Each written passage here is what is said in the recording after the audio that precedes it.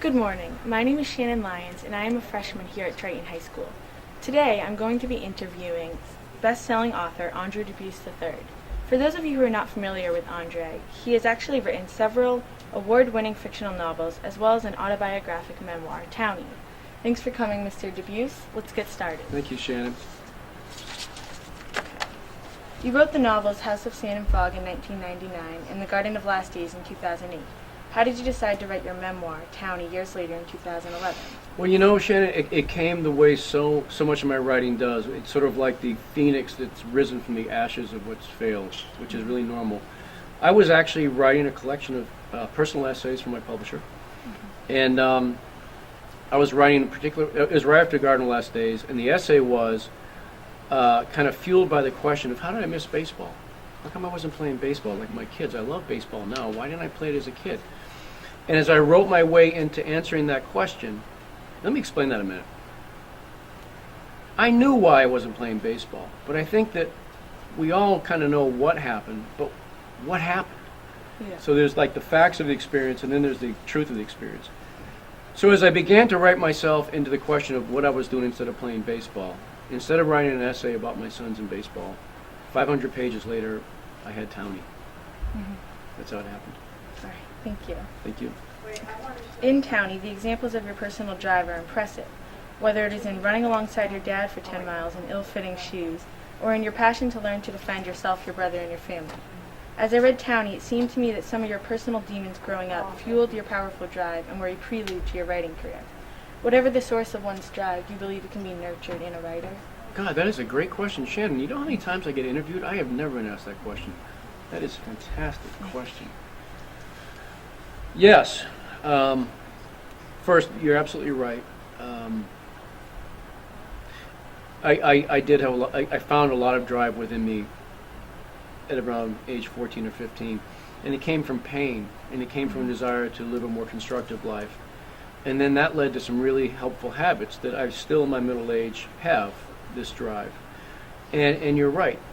The drive for a writer can be nurtured, and I think it can be taught.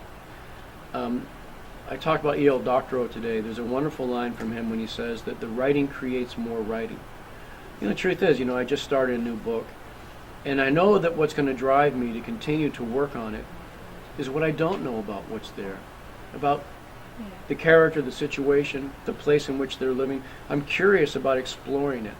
And that curiosity is really all the drive I need. Thank you. Number 3. Okay, this is a two-part question, so I'll break it up for you. In high school English classes, we are trained in analytical reading and writing. While I understand the importance of learning these fundamentals, is there a way in which the classroom can also foster greater opportunity for written self-expression? Oh, I hope so. Look, I take my hat off to all high school English teachers across the country because their task is monumental. They have to teach young people the rules of grammar, mechanics, and punctuation, which are important. You really need to know this.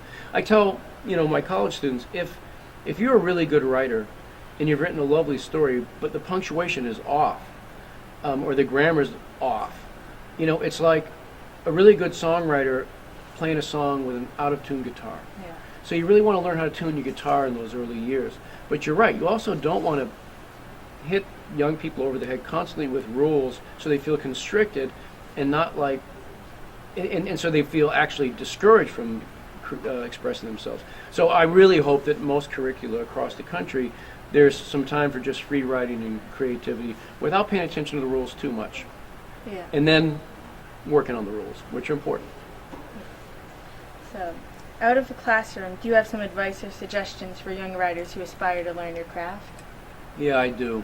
I think, and I say this a lot, but I really believe this passionately, that you have to learn to trust your imagination. See, I think that this is ultimately, Shannon, a really humble act. It's an act of humility where the writing is larger than the writer. That, Stephen King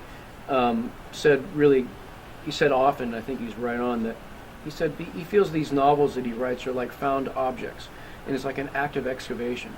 And that when he's brushing the sand off, and he's finding this world, and it's as if this world already exists in another medium, and our job as writers is to get it out to this one. Yeah.